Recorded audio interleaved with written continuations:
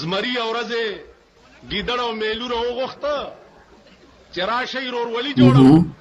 میټینګ دی هغې چې راله زمري ورته ووایي چې خبره دا ده چې ښکار به کوو دې نه پس خو په اتفاق بالکل ښکار به کوو خو په اتفاق مولانا بجلیګر صاحب ګیدړ الله دې خاوره سه وبخي میلو ووایي چې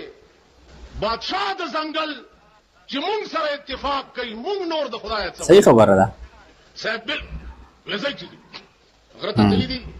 یو یې خر والی دی یو یې اوسۍ والی ده یو یې خرګوش والی چې ښکار یې راوړو زمري ورته وایي چې زه خو بادشاه یم د ځنګل مشر یم او میلو ته تقسیم کړه هغه ورته الامر اوضح خبره خلاصه ده خبره صفا ده دا خر ستا شو تم غټې دا خر هم غټ دا ستا او دا اوسۍ زما عمره ده نو دا زما شوه او دا ګیدړ هم وړوکی دی او دا خرګوش هم وړوکی دی نو دا د ده شو زمري چې یو څپېړه ورکړه میلونه یې بوټې سترګې وویستې هغه خو پرېږده چې د ځان په ویر اخته دی دې ګیدړ ته یې ویل ته تقسیم وکړه زر کوه هغه وایي چې خبره خلاصه ده دا خر به اوس وخوري دا اوسۍ به غرمې هم وخوري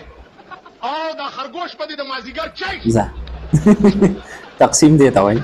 زمري ورته ویل شاباس دغسې تقسیم خلک کوي. تاسو د مولانا بجلیګر صاحب دغه بیان واورېدو یقینا چې مولانا بجلیګر صاحب زما ډېر زیات خوښ ډېر زیات د حق وینا به یې کوله مطلب ځینې ټایم کې هغه غوسې هغه الفاظ ځان له خبره ده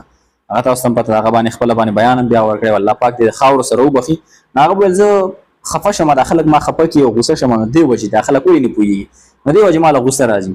بهرحال نور چې کوم د خندا په انداز کې به خلک څنګه فویول او د خلکو اصلاح به څنګه کوله او د حق خبره به خلکو ته څنګه رسوله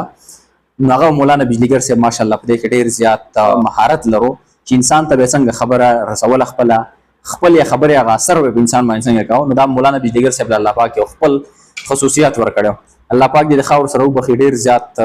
ښکلي بیانات اوس هم دا دی ماشاءالله هغه بیانات چلیږي نو د خبرې او د وینا مطلب صرف او صرف دا و چې حکمرانان داسې نه دي کول پکار چې یاره میم زر ماه او ټوله څه ماه حکمران به داسې نه وي چې مطلب لکه هغه په انصاف سره تقسیم نه کوي لکه څومره چې د چا حق کېږي هغه به همغه ته رسوي داسې به نه وي چې مطلب دا لکه د سهار ناشته شو دا پکې د غرمۍ شول او دا پکې د ماښام شوله دا سیستم به نه وي خپله رایه راسره کمنټ کې شامله کړئ انشاءالله ملاویږي ویډیو کې تر هغه مما مې سره شاته راکړي اجازت الله په امان